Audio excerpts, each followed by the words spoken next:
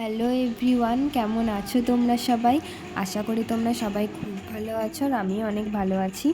এটা হলো দেবকুণ্ড মন্দিরে যাওয়ার থার্ড অ্যান্ড লাস্ট পার্ট। তোমরা যারা যারা পার্ট 1 অ্যান্ড 2 দেখোনি তারা আমার চ্যানেলে গিয়ে দেখে আসতে পারো। আশা করি তোমাদের ভালোই লাগবে। ওই যে দূরে দেখছো ওটাই হচ্ছে মন্দির। আমাদেরকে এখন হেঁটে হেঁটে ওইখানে যেতে হবে মন্দিরটা দেখার জন্য। আর এখানে আমি একটু স্লো মোশনের ভিডিও করব বলে ভিডিও বানিয়ে রাখছিলাম। তো এবার এখান থেকে পুরোটাই হাঁটা পথ, পুরোটাই আমাদের হেঁটে হেঁটে যেতে হবে মন্দিরটা দর্শন করার জন্য। কথায় আছে না, কষ্ট না করলে কেষ্ট মেলে, সেই রকম এখন বুঝতে পারছি আসলেই সত্যি।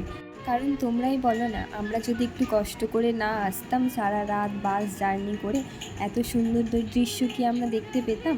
আচ্ছা, তোমরা কমেন্টে জানিও তো তোমরা কে কে এসেছো এখানে।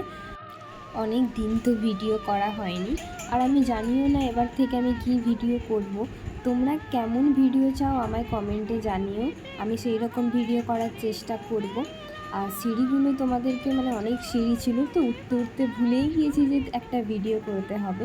তোমাদেরকে দূর থেকেই মন্দিরটা দর্শন করালাম, সবাই প্রণাম করে নিও। কারণ মন্দিরের ভেতর ক্যামেরা একদমই অ্যালাউ নেই, তোমাদেরকে শুধু ওয়াটারফলটা দেখাতে পারবো। মন্দিরে কোনো ছবি তোলা যাবে না, আর এখানে জুতো খুলে তবে ওইখানে যেতে হয়। আর পাশে ওই পাহাড়ের গায়ে গায়েও কটা মূর্তি ছিল, যেমন গণেশজির মূর্তি ছিল, হনুমানজির মূর্তি ছিল। তো ভিডিওটা আমি এতটাই রাখলাম, কমেন্টে জানিও তোমাদের কেমন লাগলো। ভালো লাগলে অবশ্যই like comment share and subscribe করতে তো একদমই ভুলো না। আর কেমন ভিডিও চাইছো সেটাও আমায় জানিও। আজকের মতো টাটা গাইস।